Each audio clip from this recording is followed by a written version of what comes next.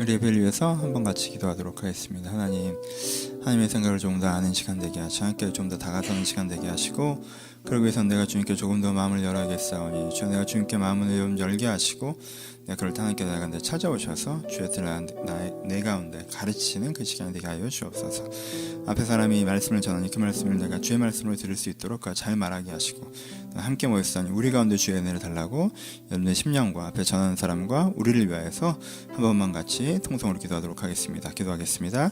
하나님 아버지, 저희가 예배 자리에 함께 남아 모여 앉아 있습니다. 저희가 예배자여야, 우리 함께 예배자여야 우리가 주님 앞에 설 수 있을 터인데, 하나님 저희를 돌보셔서 주님 앞에 저희가 온전히 예배자로 서게 하여 주옵소서. 주님 앞에 저희가 온전히 예배자로 서게 하여 주옵소서. 아버지, 예배자라는 것이 주님을 기대하는 사람이고 주님을 사모하는 사람이며 주님을 내 심령 가운데 초대하는 사람일 터인데, 저희가 진심으로 예배자로 설 때 주님께서 저를 마음 가운데 찾아오셔서 하나님의 생각으로 저희 가운데 주님의 말씀을 듣는 사람들이 될 수 있도록 주님께 축복하여 주옵소서. 또한 저희가 주의 말씀을 들었사오면 그 말씀을 저희가 깨닫고 앞으로 나가는 사람이 되길 소원합니다. 아버지, 오늘 말씀이 깨달음의 말씀이 되게 하시고 또한 적용의 말씀이 되게 하셔서 주의 말씀으로 말미암아 다시 한번 승리하는 시간 될 수 있도록 아버지 저를 돌보시긴 도와주셔서 부족한 사람이 앞에 섰습니다. 저를 주님께 도와주셔야 합니다. 연약한 자들이 함께 모였습니다. 우리를 주님께 도우셔야 됩니다. 한 사람 한 사람 심령과 마음 가운데 말씀하신 주님의 은혜를 저희가 누릴 수 있도록 아버지여 저희 가운데 말씀하시고 돌보시고 축복하여 주옵소서. 하나님, 저희가 주의 말씀을, 주의 생각을, 주의 뜻을 알고자 이 자리에 나왔습니다. 주의 말씀을, 주의 뜻을 제 안에 체화하고자 주님께 설득되고자 이 자리에 나왔습니다. 그래서 주의 말씀으로 내가 다시 한번 새 힘을 얻으며 살아나며 변화되어 살아가길 기대하며 이 자리에 나왔습니다. 저희가 예배의 고백에서 뒤로 물러가지 않게 하시고, 제가 여전히 고백하며 예배로 서 있을 때 하나님께서 지금도 우리 가운데 찾아오시는 그 찾아오심으로 우리 가운데 변화시키시고 새롭게 하시는 그 시간이 될 수 있도록 우리를 축복하여 주옵소서. 부족한 사람이 앞에 서싸우니 하나님의 나팔로만, 하나님의 도구로만, 통로로만 사용하여 주기를 소원하오며 잘하신 예수님의 이름으로 기도합니다. 아멘. 함께 나눌 말씀은 느헤미야서입니다. 느헤미야서 8장 8절과 9절 말씀인가요?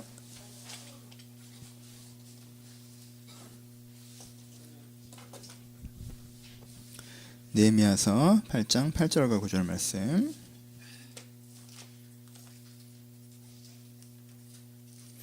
실제 구절은 9장까지도 좀 포함되는데요, 그거는 설교를 해가면서 좀 읽도록 하겠습니다. 8장 8절과 9절 말씀.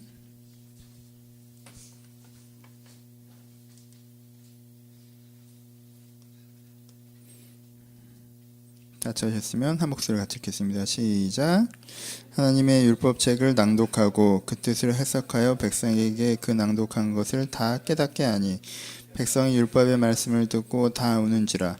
총독 느헤미야와 제사장 겸 학상 에스라와 백성을 가르치는 레위 사람들이 모든 백성에게 이르기를 오늘은 너희 하나님 여호와의 성일이니 슬퍼하지 말며 울지 말라 하고. 아멘.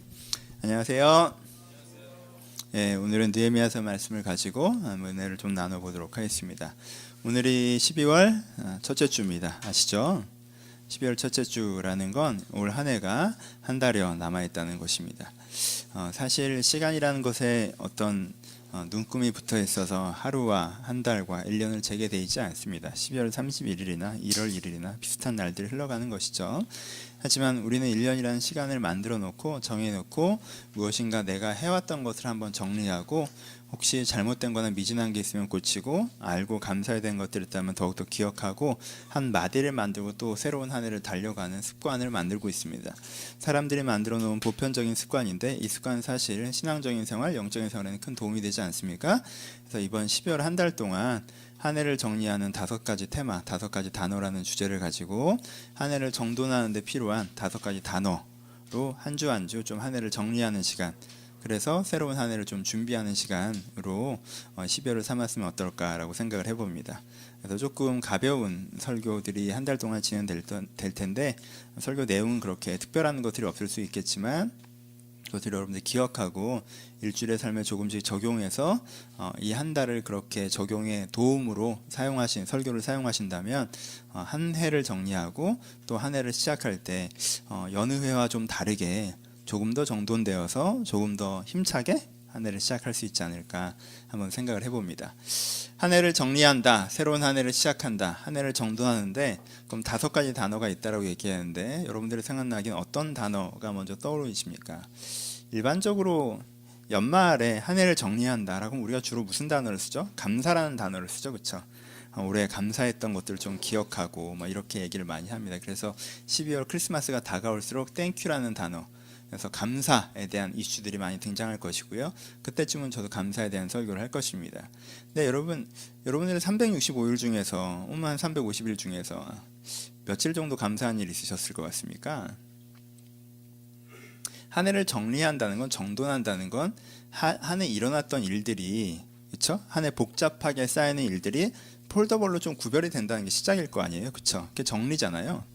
한 해를 정돈한다는 건, 정리한다는 건 내 인생에 다른 것들이 잔뜩 쌓여 있지만 그 중에서 몇 가지 더 중요한 걸 챙긴다는 의미보다, 때때로는 그렇게 선택과 집중이 필요하지만 한 해를 정리한다는 건 1년 360일 일어났던 일들 중에 어떤 일들이 일어났기 때문에 이런 일들 저런 일들을 좀 폴더별로 분류해서 그것들을 어떻게 내 삶에 받아들이고 소화나갈 것인가 작업을 하는 거잖아요. 근데 1년 360일 중에서 감사 폴더로 들어갈 건 생각보다 많지 않다라는 거죠, 그렇죠? 그렇죠? 그냥 감사만으로는 좀 힘들고, 하지만 5가지 단어 중에 감사가 분명히 들어갑니다. 그럼 감사의 의미를 생각해 봅시다. 감사는 뭐죠? 내가 하지 않은 좋은 일들에 대한 것이죠, 그렇죠? 그게 감사합니다. 내가 한 게 아니에요. 하지만 나한테 선물처럼 주어진 장면들, 이런 일들 여러분들이 올 한 해 동안 있으실 거예요. 그런 걸 이제 감사로 넣으시면 돼요. 오케이? 공 감사 설교할 때 합시다. 감사가 있습니다. 감사는 뭐예요? 내가 하지 않았는데 선물처럼 주어진 순간들이 있습니다. 그렇죠? 그런 거 감사하시면 되고, 또 뭐가 있을까? 한 해 동안 일어났던 일들 중에 내가 하지 않았는데 선물처럼 일어난 게 아니라 내가 잘한 일들이 있어요, 그렇죠? 그건 보람이 필요합니다, 그렇죠? 또 하나는 그거는 보람이라는 단어로 정리를 하시면 됩니다. 내가 하지 않았는데 선물처럼 일어난 순간, 우린 그럴 때도 뭘 해야 돼? 하나님께 땡큐 해야 되죠. 하나님께 감사하다고 할 줄 알아야 됩니다, 그렇죠? 하지만 내가 해서 내가 잘한 것들이 있어요, 그렇죠? 그럴 때 하나님께 뭐 해야 돼요? 칭찬받아야 됩니다, 그렇죠? 그러니까 접근이 좀 달라요. 올해는 하나님은 나한테 별로 해준 게 없고 내가 참 잘한 해가 있거든요. 그럴 때는 이제는 하나님 감사합니다 이러기보다는 하나님 저 잘했죠? 라고 하는 게 훨씬 더 좋다라는 거예요, 그렇죠? 내가 하지 않았는데 나에게 좋은 일들, 좋았던 일들, 내가 잘해낸 일들, 보람입니다. 2번째 단어는. 3번째 단어는 뭐가 있을까요? 오늘은 이걸 할 건데 내가 잘 못한 일들이 있습니다, 그렇죠? 여러분 1년 360일을 보시면요, 내가 망친 일들이 있어요. 내가 그때 그러지 말았어야 되는데 내가 했던 선택들, 행동들, 그로 인한 결과들이 여러분 1년 365일을 보시면 꼭 분류해서 담아놓아야 될, 뭐 몇 개 안 돼요? 꽤 돼요. 모르겠어요. 하여튼 그게 있죠, 그렇죠? 이걸 후회라고 합니다, 그렇죠? 1년 365일을 한 해를 정리하는데 여러분들 꼭 필요한 것 중에 하나가 후회라는 단어입니다. 오늘은 이 단어를 갖고 설교를 할 텐데 후회를 하셔야 됩니다, 그렇죠? 내가 한 잘못한 것들. 4번째는 내가 안 한 잘못된 일들이 있어요. 나한테 닥친 일들, 이제 제가 잘못했는데 내가 당하는 거, 이런 거 많잖아요. 여러분 세상 살다 보면 나쁜 놈들이 얼마나 많습니까, 그렇죠? 제가 잘못했는데 내가 당한 일들, 이런 걸 슬픔이라고 합니다, 그렇죠? 올 한해 슬펐던 일들을 정리하시면 내가 잘못한 게 아니에요. 쟤들이 잘못한 거예요. 근데 내가 피해 본 거예요. 그럼 이걸 어떻게 내가 한 해를 마무리하면서 소화해 나갈 것인가? 이 4가지가 기본적으로 있습니다, 그렇죠? 그래서 여러분한테 감사의 제목, 그리고 보람의 제목, 그리고 후회의 제목, 그리고 슬픔의 제목들을 좀 정리해내시는 게 한 해를 이제 폴더별로 내 안에 이런 일들이 있었다라고 정리하고, 올 한 해가 나한테 이런 한 해였고 이런 한 해를 내가 보내는데 내년에 그럼 어떻게 살아야 될 것인가를 계획하시는데 필요한 4가지 단어입니다. 5번째 단어는 감동입니다. 이건 뭐 지금 설명하기는 어렵고요. 근데도 우리가 보람과 후회 속에, 감사와 슬픔 속에 또 삶을 살아냈다, 살아갔다, 살아있다 라고, 그 모든 것이 그럼에도 불구하고 우리가 살아가는 삶의 장면들이다라고 느끼면서 삶을 느끼는 감동의 순간, 살아있는 것 자체에 대한 느낌을 회복하는 감동이라는 단어가 맨 마지막에 좀 얘기가 돼야 되는 한 단어로 있습니다. 이 5가지 단어로 여러분들이 12월을 정리하셨으면 좋겠어요. 그리고 크리스마스 시즌에 후회하긴 쉽지 않기 때문에, 그리고 크리스마스 시즌에 남들 데이트하고 파티가고 이러는데 나 혼자 후회하고 있으면 궁상이기 때문에 이걸 첫 주에 하시는 게 어떨까 라고 해서, 순서상 원래 좀 뒤인데 그러다 보면 크리스마스 주간이 돼서 좀 앞으로 해서 후회 먼저 시작을 해보도록 하겠습니다. 후회라는 게 무엇입니까? 어렵지 않죠? 후회는 쉬워요. 내가 그때 왜 그랬을까? 후회입니다. 그렇죠? 내가 그때 왜 그랬을까? 내가 그때 안 그랬어야 되는데. 이게 우리의 후회입니다. 그렇죠? 좀 더 자세한 설명은 뒤로 하고. 그래서 사람들은 후회를 좋아합니까? 싫어합니까? 후회를 좋아하지 않습니다. 현대 문화에서는요, 후회하지 않는 삶을 얘기하는 부분들이 되게 많아요. 그래서 후회 자체를 되게 나쁜 것처럼 생각하는 경우들이 많습니다. 그래서 후회하지 말라고 많이 얘기합니다. 그래서 후회하지 말라고 하면서 어떻게 하는 거예요? 후회해봐야 소용없잖아 라고 얘기해요. 그렇죠? 그리고 후회하면 힘들잖아 라고 얘기하는 거예요. 그러니까 후회를 뭐라고 생각하는 거예요? 쓸데없이 자기를 힘들게 하는 행동으로 생각합니다. 여러분, 쓸데없이 자기를 힘들게 하는 행동이 있다면 해야 될까요? 말아야 될까요? 그러니까 어떻게 되는 거예요? 후회는 안 해야 하는 행동이 되어지는 거죠. 그렇죠? 후회하지 마. 후회해봐야 네 속만 아프지 뭐. 그걸 바뀔 수 있는 것도 아니고 과거로 돌아갈 거야? 어쩌겠어. 그러니까 쓸데없이 너 힘들게 하지 말고 후회하지 마 라고 얘기합니다. 여러분, 쓸데없이 나를 힘들게 하는 것처럼 보여주는 후회, 그래서 후회하지 말라고 얘기하는 이야기를 듣고 사람들은 후회를 안 하려고 합니다. 그럼 어떤 현상이 벌어지나요? 후회를 안 하는 방법은 두 가지입니다. 첫 번째 뭐예요? 합리화죠. 그렇죠? 내가 잘못된 선택을 했어요. 그래서 잘못된 결과가 있었습니다. 근데 그걸 후회를 안 하고 싶어요. 그럼 사람들이 취할 수 있는 방법은 합리화밖에 없습니다. 어떤 의미에서는 나는 그럴 수밖에 없었어. 그래도 되는 상황이었잖아. 그렇죠? 두 번째는 뭐예요? 망각 혹은 체념이죠. 몰라. 내가 그렇지 뭐. 그렇죠? 그럼 어떻게 되느냐? 후회는 하면 안 된다는 생각이 후회를 안 하기를 시작하면 후회 없이 살아라 라는 얘기 때문에 좀 다른 얘기지만 여러분, 후회 없이 살아라는 말이 참 좋은 말이에요. 근데 그건요, 미래형 시제로 쓰이는 얘기지 과거형 시제로 쓰이는 얘기가 아니에요. 그렇죠? 내가 내일을 생각할 때 지금 이 선택이 내가 후회 없는 선택을 해나가야 된다는 얘기를 하는 거예요.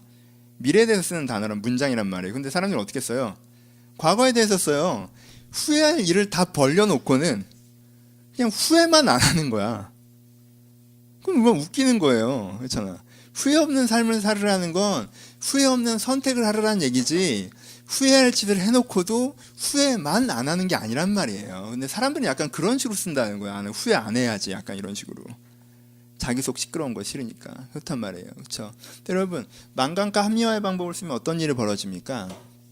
망각과 합리화의 방법을 쓰면, 망각과 합리화하는 방법을 쓰면요, 자기가 했던 잘못된 선택과 그 결과가 마치 나 자신인 것처럼 그 사람에게 물들어 버립니다. 이게 되게 재미있는 현상이에요. 후회를 안 하는 사람들에게 생기는. 보세요. 내가 시간을 허비하는 습관이 있어요. 그래서 이 사람은 사실 이게 되게 후회돼요. 이것 때문에 인생을 되게 많이 망쳤어요. 이것 때문에 많이 페이스가 엉켰습니다. 그래서 이걸 후회를 해야 돼요. 근데 이 사람이 이걸 후회를 안 합니다. 그럼 어떻게 되겠어요? 후회를 안 해요. 그럼 어떻게 해요? 그때는 나도 좀 쉬어야지 뭐. 정신없어서 그런 거야. 바빠서 그럴 수도 있지 뭐. 라고 하고 거기에 대해서 어떻게 해요? 내 자신에 대해서 합리화하죠. 그리고 내가 시간을 함부로 쓰는 습관이 있다는 걸 어떻게 해요? 잊어버리죠. 그렇죠? 그러면 그렇게 된 다음에 일정 시간이 지나가면 어떻게 하는 줄 알아요? 나는 원래 덤벙거리는 애야. 나는 원래 좀 게으른 애야. 난 이렇게 대충 사는 걸 좋아하는 애야. 라는 식으로 어떻게 해요? 그게 마치 자기 자신인 것처럼 얘기하기 시작한다는 거예요. 여기에 되게 미묘한 부분이 있어요. 이게 얼마나 아이러니한 일입니까?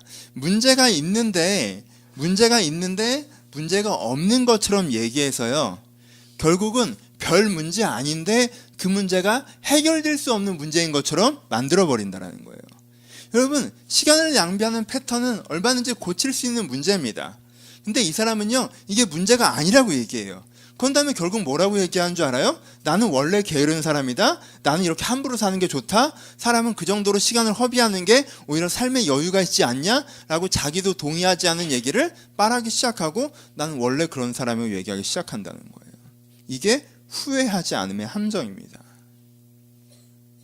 후회하지 않음이라는 게 얼마나 여러분들을 망치는지 스스로 생각하셔야 됩니다. 내 인생에 당연히 후회할 것들이 산적해 있는데 그 후회할 것들을 벌려놓고, 후회할 것을 안 버리면 제일 좋은 일이죠. 하지만 이미 후회할 일을 벌려놓고는 후회를 안 하려고 하는 패턴들이 여러분들을 오히려 앞으로 나아가지 못하게 한다는 거예요. 그러니까 오늘부터 후회를 하셔야 됩니다. 여러분 후회하는 삶을 사십시오. 후회 없는 삶을 만들 만큼 잘 살아내고 있지 못한다면 치열하게 후회하는 삶을 살아야 됩니다. 후회 없는 삶을 살고 있지도 못하면서 후회만 안 하는 그런 자기 기만의 삶에서 벗어나오셔야 된다는 거예요. 오늘 느헤미야 시대 사람들의 얘기를 하고 있습니다. 그렇죠? 느헤미야 시대. 여러분 이 시대가 얼마나 위대한 시대인지 제가 3년 동안 정말 마르고 닳도록 많이 얘기했었습니다. 내가 느헤미야를 얼마나 많이 설교합니까? 이 10여 장밖에 안 되는 책을 사실은 저는 굉장히 잦은 빈도로 설교해왔습니다. 제가 좋아하는 책이에요. 왜요? 여호수아서와 함께 이스라엘 백성들이, 이스라엘의 대중들이 신앙이 좋았던 시대가 느헤미야 시대입니다. 이 사람들은요 포로로 끌려갔다가 예루살렘 성을 세우기 위해서 하나님의 사명과 비전 가운데 여기서 바벨론 포로 귀환을 했던 사람들이에요. 모든 자기의 기득권과 편안함을 내려놓고 가치적인 선택을 해서 이곳에 왔던 사람들입니다. 그리고 지금 무엇을 마친 다음인지 아십니까? 초반이 아니라 후반이죠. 그렇게 와서 자기의 재정과 시간과 삶을 들여서 예루살렘 성을 건립한 사람들이에요. 여러분 그리고 이제 이 사람들이 함께 모여서 예배를 드리고 있는 중입니다. 그럼 보통 어떤 예배가 드려져야 돼요? 축제 예배가 드려져야 되잖아요. 그렇죠? 와 우리가 성공했다, 하나님 우리를 도우셨다, 너무 감사하다, 이렇게 돼야 되는 게 정상이잖아요. 근데 이 사람들이 그런 예배를 드리지 않고요 말씀을 먼저 쭉 들었는데 다 어떻게 해요? 웁니다. 그렇죠? 펄펄 웁니다. 애통합니다. 느헤미야가 그만 울으라고 할 만큼 이들이 눈물 한 방울이 쪼르륵 떨어진 게 아니에요. 애곡하며 울었어요.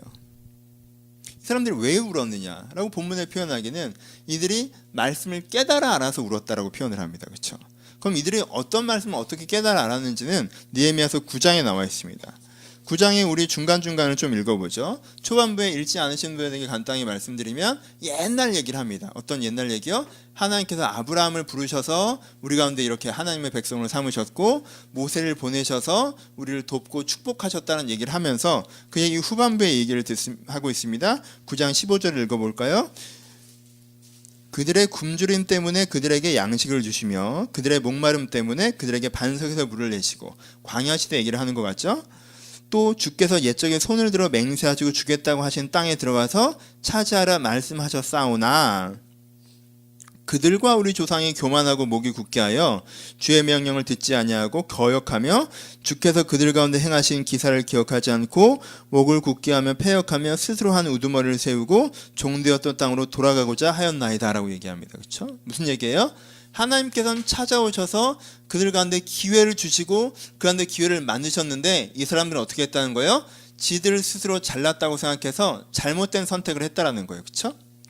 이어집니다. 25절로 가보죠. 그들이 견고한 성읍과 기름진 땅을 점유하고 모든 아름다운 물건이 가득한 집과 파늘물과 포도원과 감람원과 허다한 감옥을 차지하여 배불리 먹어 살찌고 주의 큰 복을 즐겨 싸우나 무슨 뜻이에요? 여호수아 시대 이후를 얘기하는 거죠. 하나님께서 그 땅을 허락하신 것을 얘기하는 거예요. 그렇죠? 하나님께서 그들 가운데 풍요의 기회를 주셨어요. 삶의 기회를 주셨습니다. 그런데 어떻게 했어요? 26절에 그들은 순종하지 아니하고 주를 거역하며 주의 율법을 들지고 주께서 돌아오기를 권면하는 선지자를 죽여 주를 심히 모욕하였나이다 라고 얘기하고 있죠. 그렇죠? 뭐예요? 하나님께서 그들 가운데 좋은 기회들을 주셨는데 이들은 자기의 욕심 때문에 그것들을 스스로 망쳤다는 거예요. 그렇죠? 그래서 그 다음에 어떻게 되면 27절에 그러므로 주께서 그들을 대적의 손에 넘기사 그들을 공고를 당하게 하시며 그들을 환난을 당하게 하시며 주께 부를 때 주께서 하늘을 들으시고 주의 크신 긍휼로 그들에게 구원자를 주어 이렇게 얘기하죠. 그 다음에 상황이 복잡해졌다는 거죠. 그들이 잘못된 선택으로 말미암아 잘못된 결과들을 갖게 되었고 하나님께서 그들 가운데 다시 한번 기회를 주시려고 기회를 주셨으나 또 그들이 또 잘못된 선택으로 또 잘못된 것들이 중첩되어서 그들 가운데 하나님의 좋은 결과와 하나님의 그들의 잘못된 결과가 엉켜있는 상황이 됐다라는 거죠. 그렇죠? 한 번 더 가보죠. 어디까지 얘기하죠? 33절을 갑시다. 그러나 우리가 당한 모든 일에 주께서는 공의로우시나니 우리는 악을 행하였으나 주께서는 신실하게 행하셨습니다. 하나님께 우리가 항상 진실하게 행하셨습니다. 그런데 34절에 우리의 왕들과 반백들과 제사장들과 조상들이 주의 율법을 지키지 아니하며 주의 명령과 주께서 그들에게 경계하신 말씀을 순종하지 않고 그들이 그 나라와 주께서 그들에게 베푸신 큰 복과 자기 앞에 주신 넓고 기름 땅을 누리면서도 주를 섬기지 아니하며 악행을 그치지 아니하였으므로 라고 나와 있죠. 그렇죠? 최종적으로 또 어땠다는 거예요? 400년의 왕정기를 지나면서도 항상 하나님께서는 그들 가운데 기회를 주셨으나 이들은 그 기회를 갖고 누리는 것에만 관심이 있지 그 기회를 통해서 바로 자기가 만들어갈 수 있는 자기의 인생과 상황과 여건들을 개척해 나간 건 신경 쓰지 않고 함부로 기회들을 낭비하여서 자기의 삶을 스스로 험불하게 만드는 상태에 처해 있다는 걸 얘기하고 있죠. 보세요. 이 사람들이 이 얘기를 듣고 울었어요. 이걸 깨닫고 울었다는 거예요. 여러분, 옛날에 우리 구한말 때 조선인들이 뭘 잘못했다는 걸 보고 우리가 웁니까? 옛날에 조선시대 때 초기에 이성계가 왜 위화도 해군을 했을까라고 생각하면 우리가 울어요? 안 하잖아요. 그렇죠? 우리가 옛날 과거를 그렇게 생각하면 울지 않아요. 근데 거기엔 큰 두 가지 차이점이 존재합니다. 한 가지는 뭐냐면요. 우리는 우리의 개인사를 볼 때 어떻게 봐요? 내 태어나면서 여기까지 해봐야 우리 부모 정도 보는 시대에 살아요. 그렇죠? 하지만 옛날 사람들은요, 삶의 변화가 많지 않던 시대에 살았기 때문에 오늘 내가 갖고 있는 삶의 현재를 우리의 조상들이 대대로 해왔던 선택들의 결과물로서 오늘 삶의 현재를 바라보는 게 훨씬 더 강했다는 거예요. 그러니까 우리는 개인사, 내가 어릴 때 이렇고 중학교 때 이렇고 고등학교 때 이래서 내가 지금 이렇다라고 바라보는 것처럼 그들의 민족사, 그들이 아브라함 때 어땠고 모세 때 어땠고 열왕기 때 어땠고 그 다음에 그들이 포로기한 때 어떻게 했기 때문에 지금 내가 이랬다라는 것을 바라보는 거예요. 그러니까 우리가 읽고 느끼는 것보다 훨씬 더 내 개인사적인 고백과 가까운 표현들입니다. 두 번째, 그리고 그것이 단지 옛날 얘기예요? 아니에요. 이건 패턴에 대한 얘기를 하고 있는 거예요. 모세 시대 사람들이 했던 패턴, 여호수아 시대 사람들이 했던 패턴, 사사시대죠. 했던 패턴, 왕정기 했던 패턴을 나도 같이 하고 있기 때문에 같은 결과에 내가 이르고 있는 것에 대해서 우는 거예요. 오케이?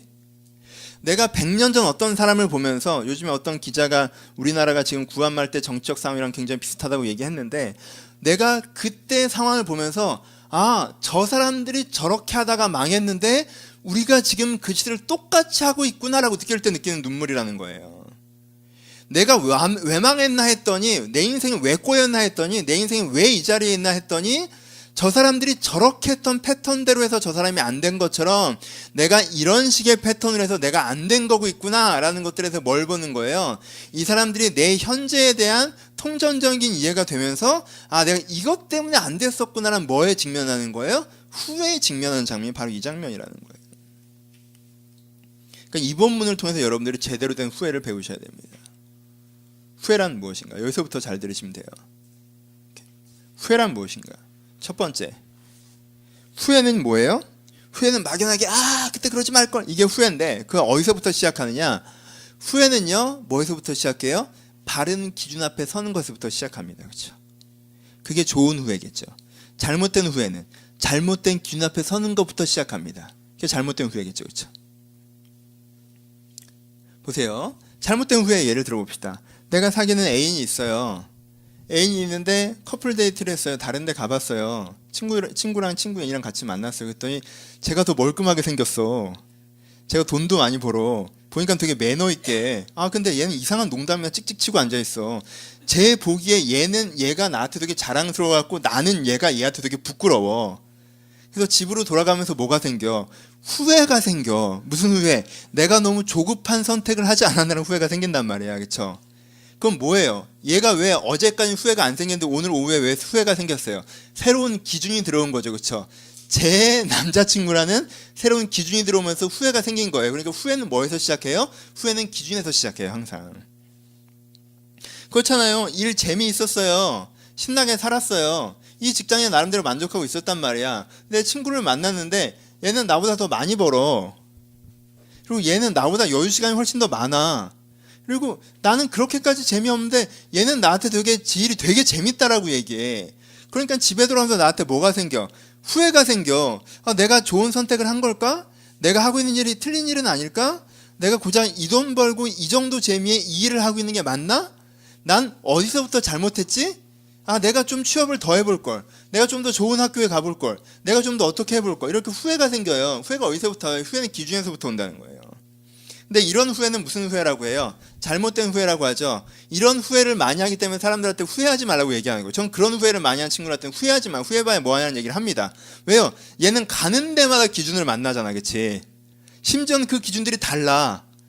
성공한 애를 보고 난 성공을 못했네. 그럼 가치 있는 사람인데 완전 성공도 못하고 개고생하는 사람을 보고 그래도 얘는 의미 있게 살잖아. 막 혼자 잘 놀고 다니는 애를 보면서 역시 싱글 라이프가 뭔가 의미 있는 연애를 하는 걸 보면서 역시 연애는 이래야 되는데 막 사방간대가 거울이야. 그럼 어떻게 돼요? 인생이 후회죠. 그렇게는 안 된다는 거예요. 그렇죠? 그렇게 하는 후회의 습관이 있는 사람한테는 후회를 하지 말라고 얘기를 해요. 왜요? 그 사람한테는 뭐가 없어요? 바른 거울과 바른 기준이 없죠. 그러니까 아무데나 비춰지는 데는 자기를 다 비춰보고 그 비춰지는 자기 모습을 가지고 후회를 하니까 이 사람한테는 문제라고 얘기하는 거예요. 그렇죠? 하지만 근데 진짜 그렇다고 해서 이렇게 얘기하는 게 후회 자체를 하지 말라는 거예요? 아니죠. 진짜 바른 후회를 하라는 거죠. 바른 후회는 어디서부터 옵니까? 바른 기준에서부터 오죠. 이 사람들이 예전에서는 뭐에 비춰봤어요? 이 이스라엘 사람들이 예전에 자기 상황에서 비춰봤어요. 그러니까 자기 상황에 비춰보니까 자기는 삼류국가야. 다른 나라 눈치를 안 볼 수가 없어. 그 상황에서 나는 그래도 이 나라를 연명시켜보려고 최선을 다하고 있는 거야. 상황의 기준을 볼 때는요, 하나님은 무력하고 독하고 나는 어렵지만 최선을 다하고 있는 소년가장 같이 느껴지는 거예요. 성경에 나오는 11개의 악한 왕들은요, 다 자기들이 손해보고 착한 왕들이라고 생각하는 부분들이 있었다는 거예요. 왜? 자기 상황에 비춰서 나를 비춰보니까 난 좋은 애고 열심히 하고 착한 애고 하나님이 문제인 거예요. 왜? 기준이 뭐니까? 비춰지는 거울이 뭐니까? 자기 상황에서 자기를 비춰보니까 그렇죠. 400년 동안 이스라엘은 그렇게 했어요. 그래서요, 무슨 얘기를 해도 잘 안 들어갔어요. 근데 이 사람들이 지금 어디서부터 자기를 비춰보고 있는 거예요? 어디서부터? 말씀에서부터 자기를 비춰보고 있는 거죠. 진리에서부터 자기를 비춰보고 있는 거죠. 인생의 객관적인 하나님이 보여주시는 판세에서 자기를 비춰보는 거예요. 그러니까 어떻게 된 거예요? 내 인생의 상황이 안 좋고 내 인생의 여건이 안 좋고 이게 그게 하나님 때문이야? 아니에요. 내가 이기적인 선택, 내가 안정적인 선택, 내가 상황에 맞춰가면서 살아온 것들 때문에 그런 문제들이 생겼던 거예요. 그럼 난 그럴 수밖에 없었어요? 아니에요. 거긴 다른 기회들이 있었어요. 다른 기회들을 선택했다면 더 나은 결과, 내가 추구하는 결과가 있을 수 있었단 말이에요. 근데 내가 이걸 이렇게 해온 거예요. 그렇죠? 이 사람들이 그걸 보는 거죠. 뭐 앞에서? 하나님의 말씀의 거울, 진리의 거울 앞에서 자기 자신을 비춰보는 것에서부터 이 사람들의 후회가 시작되는 것입니다. 죄송한데 히터 좀 끌 수 있을까요? 내가 목이 건조해서 말이 안 나오기 시작했어. 조금 추워도 내가 설교를 하는 게 낫겠죠, 그렇죠? 오케이, 봅시다.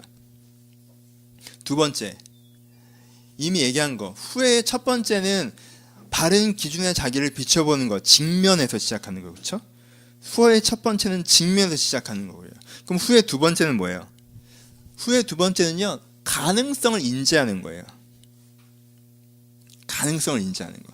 아까 그 예로 돌아갑시다. 커플 데이트를 했어요. 상대의 그 남자애는 되게 멀끔한 것 같아요.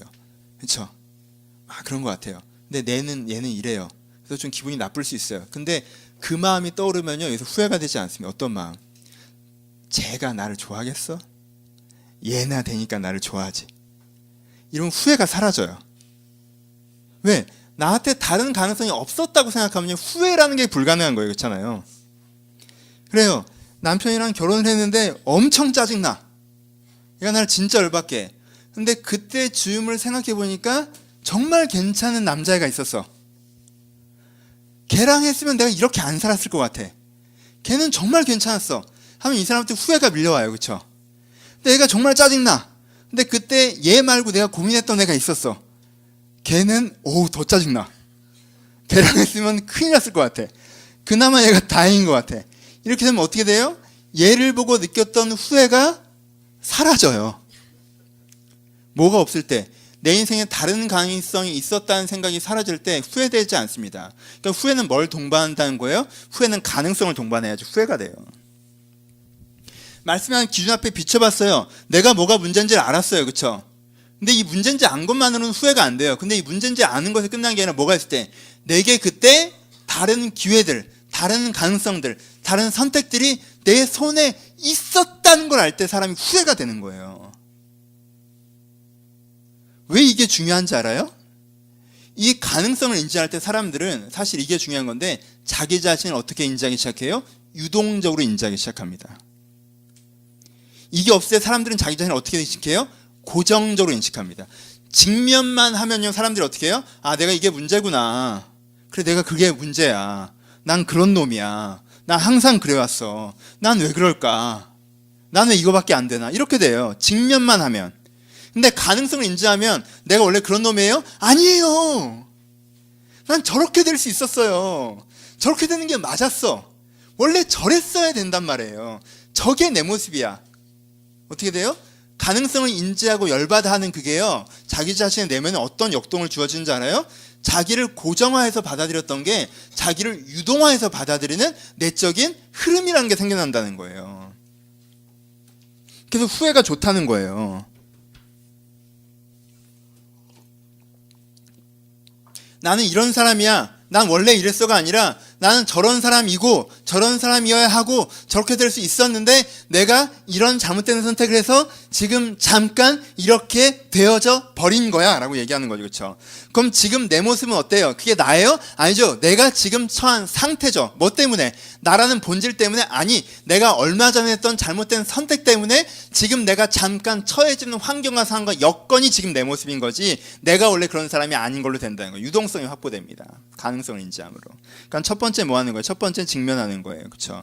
진리의 거울 앞에서 내 자신을 비춰보는 거예요. 두 번째 뭐 하는 거예요? 내 안에 다른 가능성이 있음을 인지하는 거예요. 내가 그때 그렇게 안 했으면 달이 될 수 있다는 걸 깊이 명상하고 묵상하는 거예요. 그래서 내 안에 그럴 수 있었다는, 그래서 내 자신의 유동성, 지금 내 모습이 진짜 내 모습이 아니라 원래 진정한 내 모습이 있었는데 내가 엉뚱한 데서 지금 처박혀 있다는 사실을 인지하는 거예요. 그렇죠? 이게 두 번째 후회.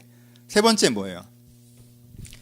세 번째는 이 두 가지를 통해서 세 번째 어디로 가는 거예요?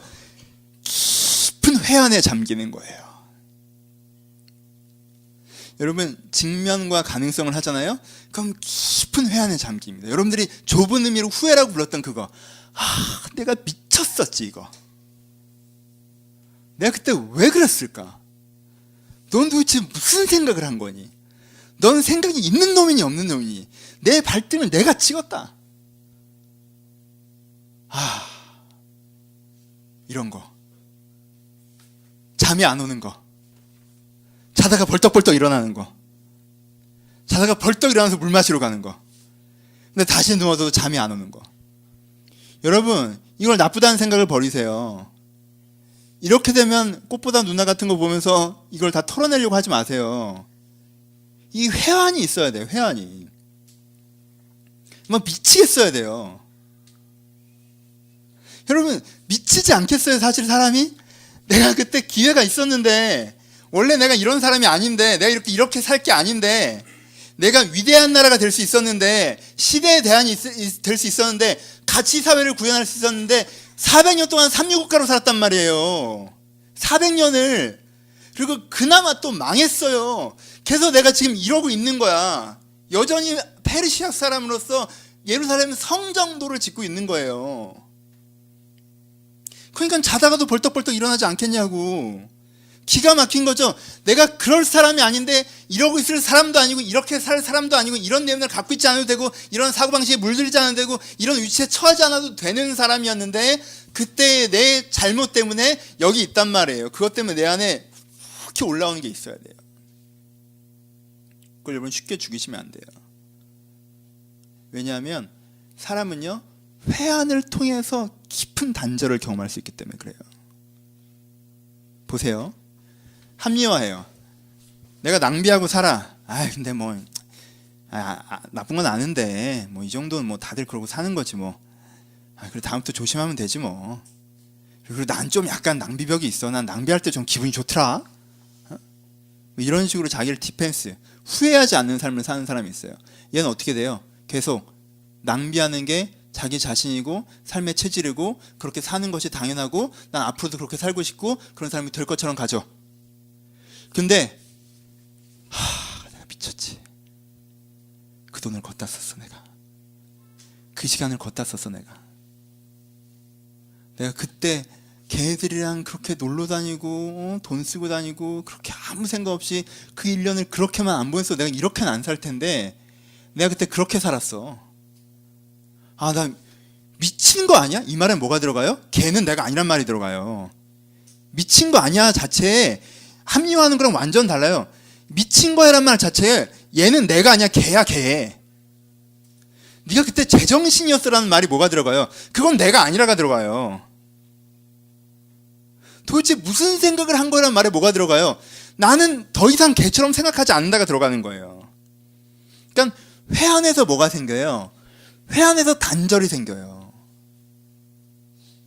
내가 미쳤었고, 내가 제정신이 아니었고, 내가 정말 왜 그런지 모르겠다라고 얘기하는 것 자체가 거기서 단절이란 말이에요. 내가 그런 내 자신과 내 죄, 내 자신과 내가 했던 잘못들과 내 후회의 그 거리들을 내가 그렇게 회한하는 것들을 통해서 깊이 어떻게 되는 거예요? 그건 내가 아니고 나는 그것을 원하지 않는다는 단절 속으로 들어간다는 거예요. 그래서 여러분, 회한이 필요합니다. 우리는 너무 실용주의적으로 생각해요.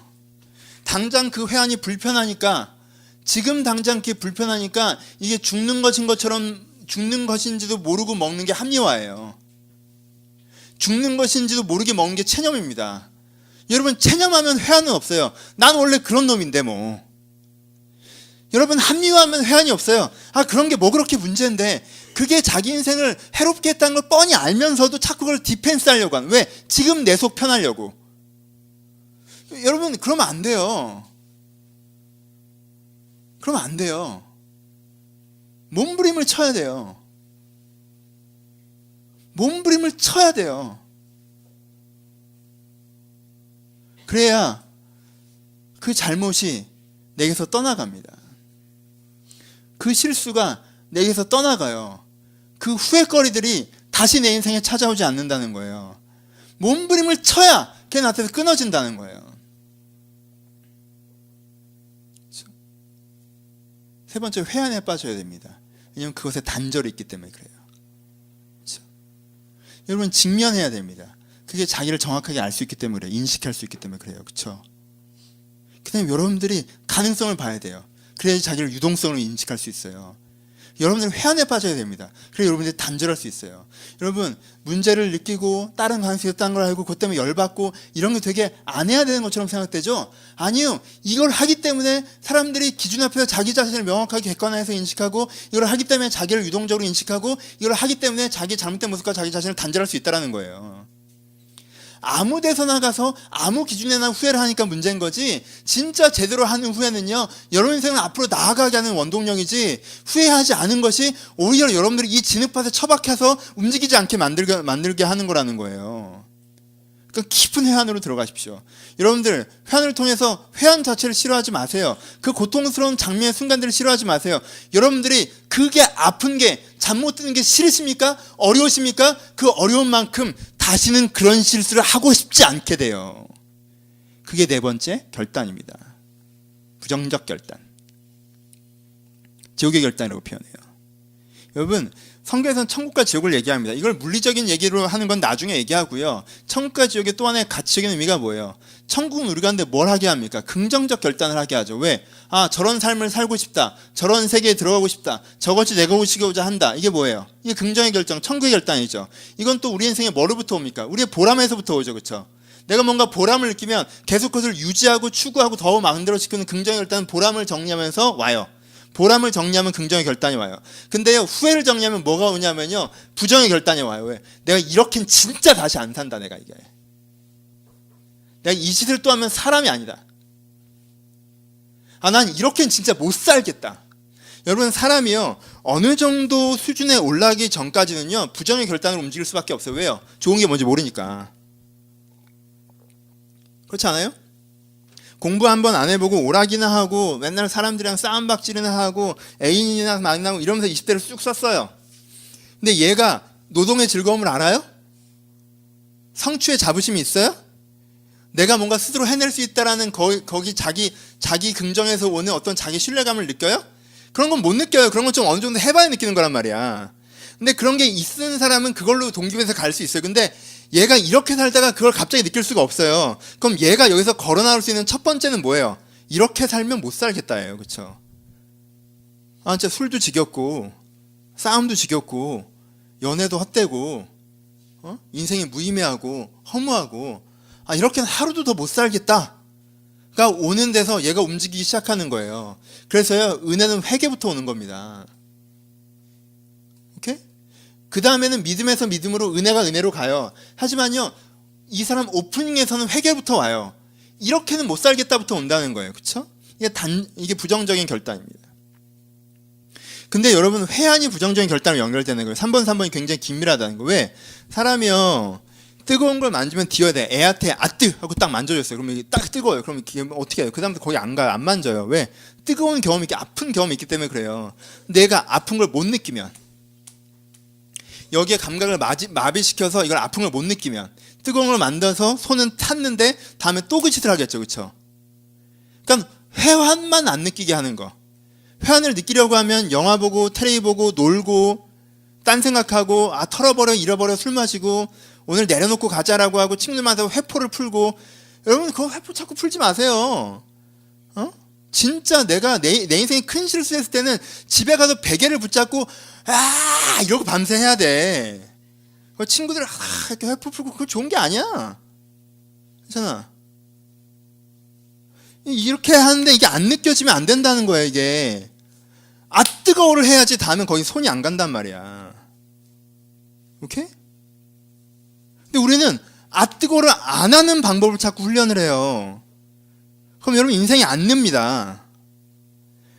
뜨거워를 한번 해보세요. 그러면요 사람이 그 짓을 다시 안 해요. 진짜 이렇게 못 살겠다 하고 하면요 거기로 안 갑니다. 거기로 못 가요. 가기가 싫어요. 천국에 그렇게 가고 싶은 건 아닌데 지옥에 가기 싫어진단 말이에요. 그게 이 사람한테 생긴다는 거예요. 이게 후회의 힘입니다. 여러분들이 오늘부터 후회를 해야 돼. 후회하십시오. 여러분들이 후회거리가 없다라는 식의 막연한 그런 나는 인생을 긍정적으로 바라고 별로 후회할 거리, 거짓말 하지 마. 후회할 거리가 없는 사람은 둘 중에 하나입니다. 성자거나 진상이든가. 얘는 성자에서 더 고칠 게 없든가, 얘는 진상이라 고칠 수가 없든가. 둘이 아니면 이 사람은 후회거리가 있어요. 왜? 과정형인 사람은 후회거리가 있을 수밖에 없잖아. 잘해나가는 부분도 있지만 잘못하는 부분도 있단 말이야. 내가 아직 성자가 아니야. 이런 과정형인 사람은 후회거리가 있을 수밖에 없어요. 여러분, 후회는 여러분들이 잘못된 사람이라는 뜻도 아니고요, 후회는 여러분들이 실패했다는 얘기도 아니고요, 후회는 여러분들이 그것밖에 안 된 인간이라는 얘기를 하는 게 아니에요. 여러분, 진짜 자기 인생 자체와 존재 자체에 대한 자신감이 있는 사람이 후회를 할 수가 있는 거예요. 그렇잖아. 그게 내가 이 모양이 이 꼴이라는 뜻도 아니고, 넌 이거밖에 안 된다는 뜻도 아니고, 이것이 너한테 이제는 넌 이렇게 살 수밖에 없다고 얘기하는 게 아니라니까. 그렇게 생각하는 사람은 합리화밖에 할 수 없어요. 내가 그렇지 않다는 걸 아니까 후회를 하는 거예요. 나는 나아질 수 있는 사람이고, 난 괜찮은 사람이고, 나는 진보할 걸 아니까 후회할 수 있는 거란 말이에요. 그쵸? 그러니까 내가 후회할 게 없다라는 그런 막연한, 내가 스스로를 개선의 여지가 없는 꼴통도 아니고, 내가 완벽하게 개선된 성자도 아닐 텐데 내가 왜 후회거리가 없겠습니까? 거기에는 분명히 어설픈 합리화와 어설픈 포기와 어정쩡하게 멈춰있는 부분들이 있다라는 거예요. 근데 사실은 그것 때문에 내 인생이 앞으로 나아가지 못하고, 내가 변화되고 성숙하지 못하고 맞게 하는데, 사실 나한테 안 좋은 것인데 내가 그것이 나한테 좋은 것이냐, 나에게 녹아들게 한 그것들이 있단 말이에요. 오케이? 그것들에 대해서 어떻게 해야 돼요? 직면하며 후회하기 시작해야 됩니다. 여러분의 인생 후회는 무엇입니까? 오늘 여러분들이 해야 되는 고민은 그것입니다. 나 인생의 후회는 무엇입니까? 연말이 되면 사람들이 후회합니다. 일반적으로 하는 후회들 여러분 필요합니다. 좋은 것들이에요. 일반적으로 사람들이 무엇을 후회합니까? 어떤 사람들은 자기가 눈먼 아니라는 삶을 살았던 것들을 후회합니다. 특별히 잘못한 건 생각나지 않아요. 근데 특별히 잘한 것도 생각나지 않습니다. 그래서 1년이 지났지만 뭘 살았는지 모르겠고 내 손에 아무것도 없어요. 여러분, 이것만큼 큰 후회가 있겠습니까? 인생은 날아가는데 아무것도 없어요. 이것만큼 큰 후회가 있을까요? 무슨 뜻이에요? 상황 살았다는 뜻이잖아요. 순간순간 살았다는 뜻이잖아요. 되는 대로 살았다는 뜻이잖아요. 아무것도 안 하고 살았다는 뜻이잖아요. 그냥 오늘 하루를 넘기고 견디며 살았다는 뜻이잖아요. 그렇죠? 이건 거기에 대한 후회가 있으셔야 되지 않겠어요? 하나님의 인생이 하나님의 진리 앞에 비춰볼 때 나에게 분명히 성숙의 기회들이 있었고, 나에게 분명히 사명의 기회들이 있었고, 나에게 분명히 관계의 기회들이 있었고, 나에게 분명히 앞으로 나아가고 변화될 수 있는 기회의 목전들이 분명 거기에 있었는데, 내가 그것들을 다 외면하고 그냥 그날 기분에 따라, 그날 환경에 따라 교만하게 난 아무것도 필요하지 않은 사람인 것처럼, 그냥 대충 이것만 넘기면 되는 사람인 것처럼, 그렇게 내가 하루하루를 낭비해서 내게 한 살이 더 먹었고 1년이 더 지났지만 나는 늙은 것 외엔 나아진 게 없는 게 내 속에 딱 있단 말이야.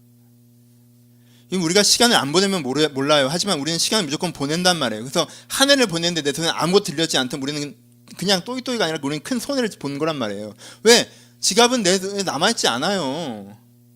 내 주머니에 돈은 내 지갑에 돈은 남아있지 않단 말이야. 시간이란 건 소멸됐어요. 시간만큼 난 앞으로 나아갔어야 됩니다. 근데 난 앞으로 나가지 못했어요. 그거보다 큰 후회가 또 있겠습니까? 또 있죠. 잘못된 거 하고 나쁜 거 하는 경우도 많으니까 많네 많다. 막 그거보다 큰 후회. 하지만 이것도 되게 큰 후회라는 거예요. 그렇죠? 여러분 이 후회를 하셔야 돼요. 이 직면하셔야 돼요. 직면한 다음에 내 안에 다른 가능성도 있었던 걸 봐야 돼요. 사실 내가 얼마든지 역동적으로 움직일 수 있고 다른 선택할 수 있었고 뭘 해낼 수 있었다는 것들을 봐야 됩니다. 그렇죠? 그리고 그걸 보고 나서 내가 속이 뒤집어져야 돼요. 그리고 잠이 안 와야 돼요. 내가 왜 인생을 낭비했나? 올 한 해는 아무것도 없었구나. 내 한 해가 그냥 지나갔구나. 나한테 다시 한번 한 해가 주어지고 내년에 다시 한번 한 해가 주어질 텐데 내가 이렇게는 진짜 안 살겠다. 그게 여러분한테 있어야 된다는 거예요. 그렇죠? 그 중에 은혜의 것도 있지 않겠습니까? 그래 내가 뭐 결심하고 기도하기로 하고 그러면 한 해 연말이 되면 여러분들 한 해 몇 시간 기도했는지 세봐요. 몇 시간 기도했는지. 그래 주일 평균 15분에서 18분 정도 내가 집중하는 시간 빠지고 나는 예배 시간 늦게 오는 표준이니까 7분 이렇게 하란 말이야. 몇 시간 기도하고 몇 시간 내가 성경을 읽고 몇 시간 주를 고민했는지 봐요. 어떤 마음으로 내가 했는지 봅니다. 그러면 아주 간단한 결론이 나요. 난 이것에서 아무런 계기도 만들지 않았구나 온단 말이에요. 그리고 거기서 후회가 있어야 돼요. 꼭 시간이 필요한 건 아니지만 관계에 대한 것도 마찬가지 아닙니까? 내가 관계에 상처 주고 상처받고 어질러진 관계 속에 있으면 정말 기회가 없었나요 거기에? 물론 내 안에 슬픔도 있습니다. 보람도 있고요. 감사도 있고 그거 나중에 얘기해. 오늘 후회만 얘기하자는 거예요.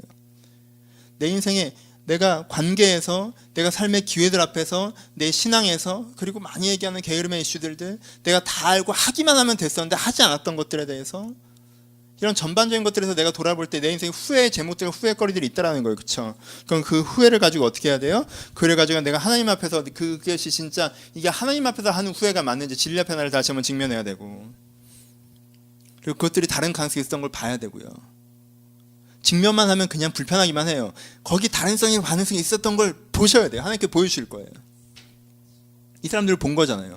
하나님께 그들 가운데 그 땅에서 하나님의 나라를 세우시려고 봤단 말이에요. 다른 가능성이 있었던 걸. 우리 조상들은 다 뭐 나쁜 놈들이라서 계속 이렇게 된 거야가 아니에요. 다른 가능성이 있었던 걸 봤어요. 그래야지 회한에 잠길 수가 있어요. 그것이 여러분들 필요해요. 결론 갑시다. 이 설교는 설교로서 그렇게 질 높은 설교는 아니에요. 이 설교인데 여러분들이 적용하는데 12월달 첫 주에 듣기엔 너무 좋은 설교야. 4월 셋째 주 이럴 때는 그냥 뭐 12월 첫 주에 듣기엔 너무 좋은 설교예요. 왜? 20일부터는 우리 감사해야 하고 이제 또 기뻐해야 되기 때문에 그때 이러고 있으면 궁상이야. 이때 해야 돼. 첫 주에 해야 이게 궁상이 아니야. 후회하십시오. 한 해를 정리하는데 새로운 한 해를 준비하는데 여러분들이 그냥 크리스마스 분위기에 들뜨고 다이어리 사고 새해는 뭐가 좋을까?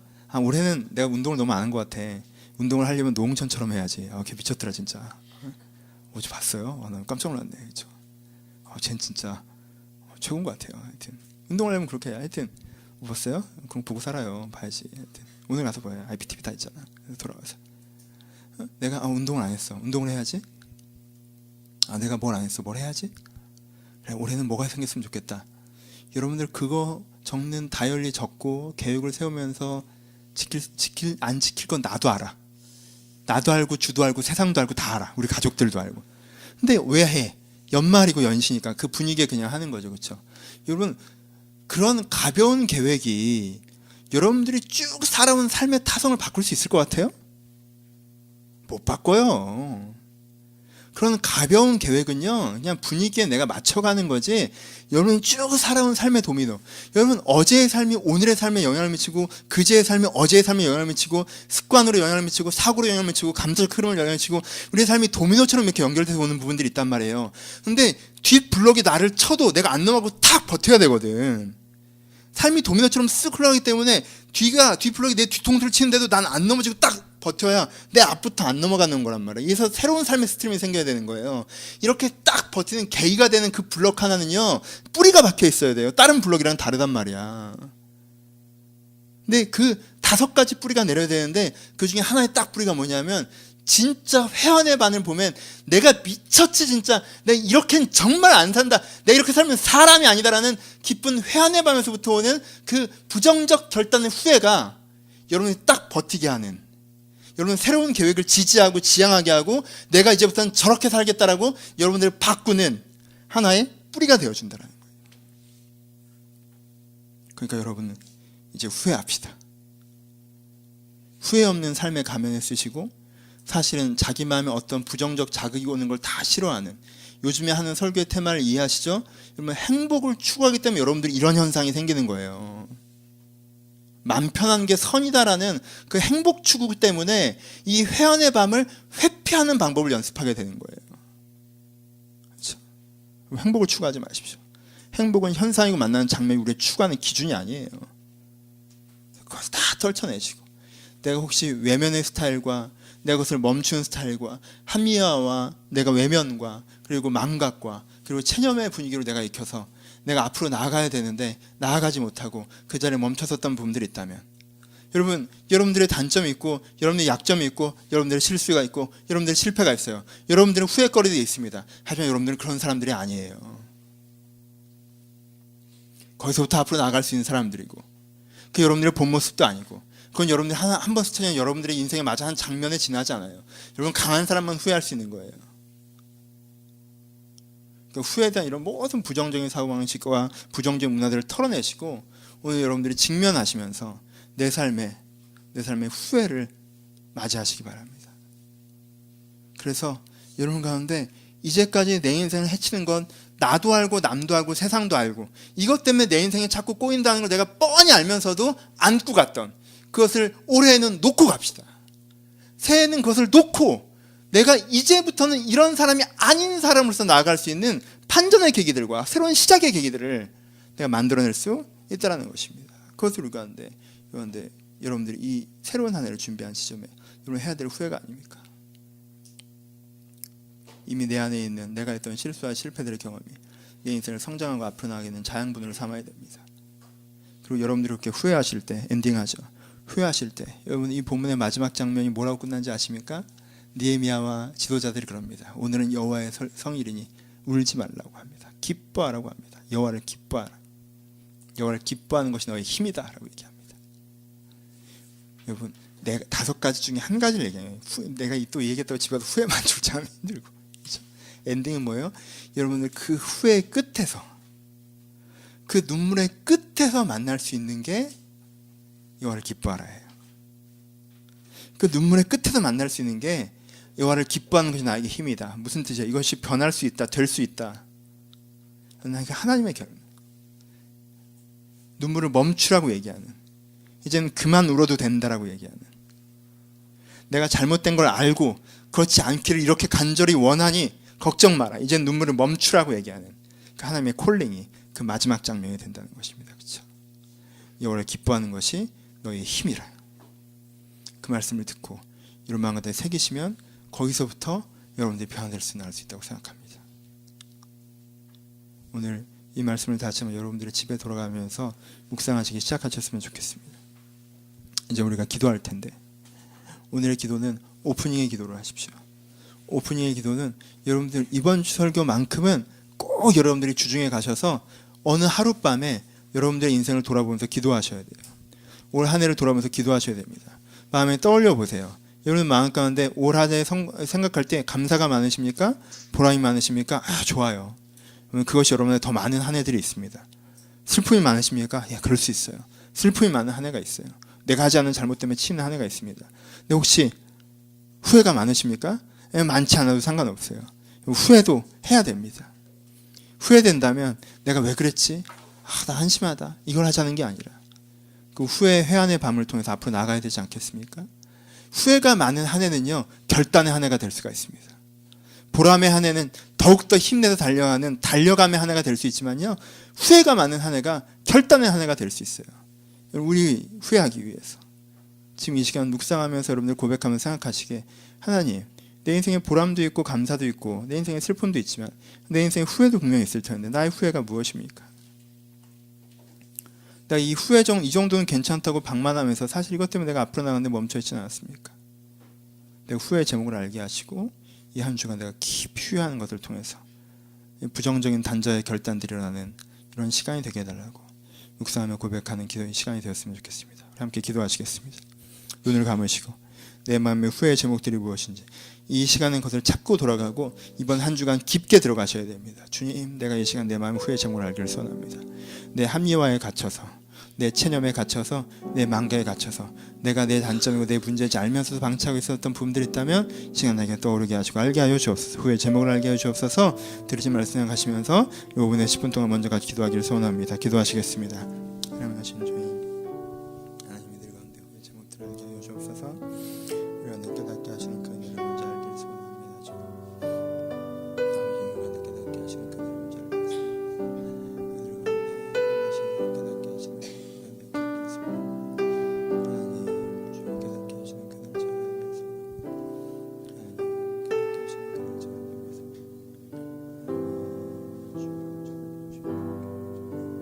알기를 소원합니다.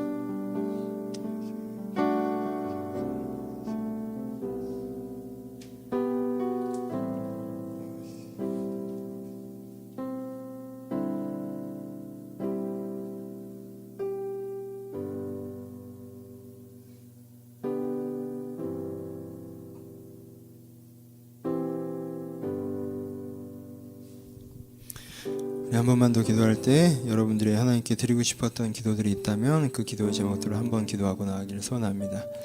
여러분의 삶의 현장에 서지 않습니까? 내일 여러분들의 삶의 현장에 섭니다. 그때 여러분 마음에 불편하고 고민되고 어찌할 바를 모르고 필요한 그것이 여러분들의 기도 제목입니다. 기도의 하나는 위로부터 아래로 내려와야 되는 것이면 기도의 하나는 아래부터 위로 올라가야 되는 것입니다.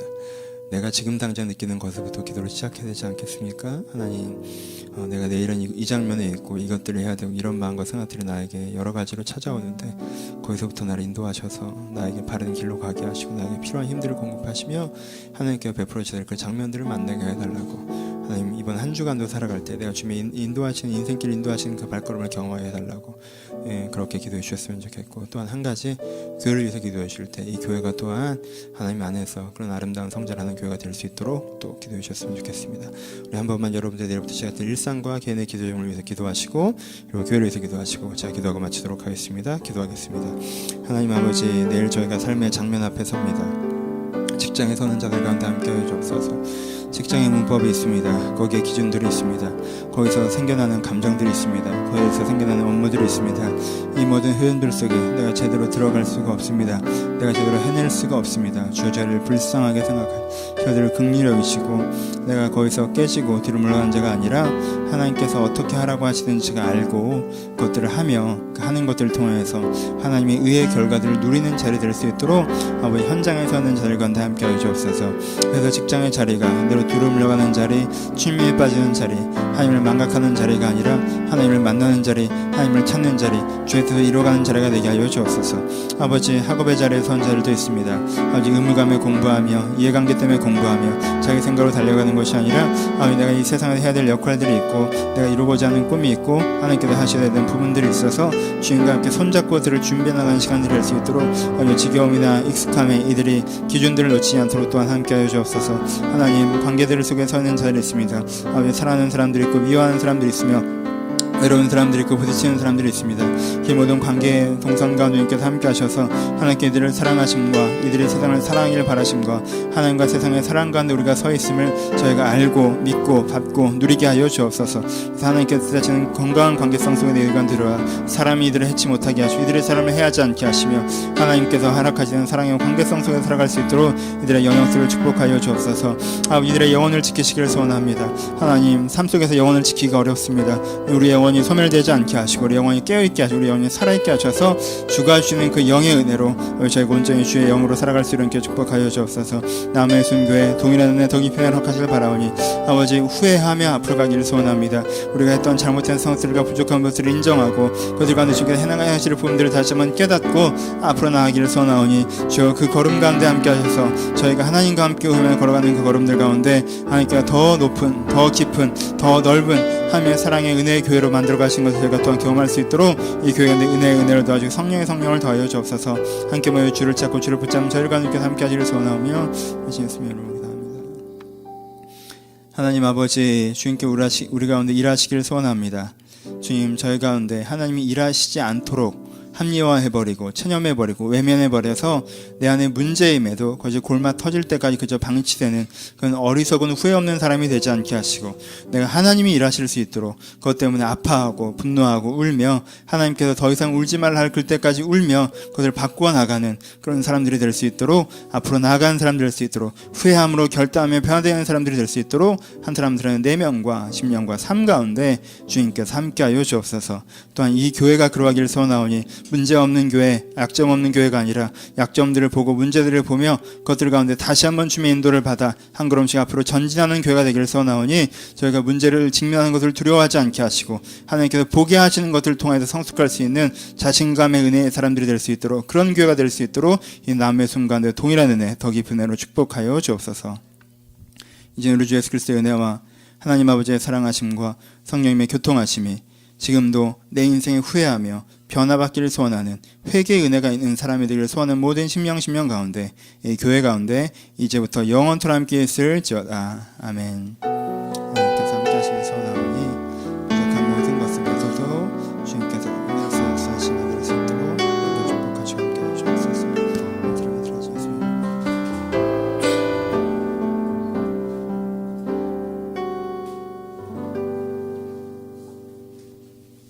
감사합니다. 서로 주님께 감사의 박수 나누시겠습니다. 감사합니다. 예.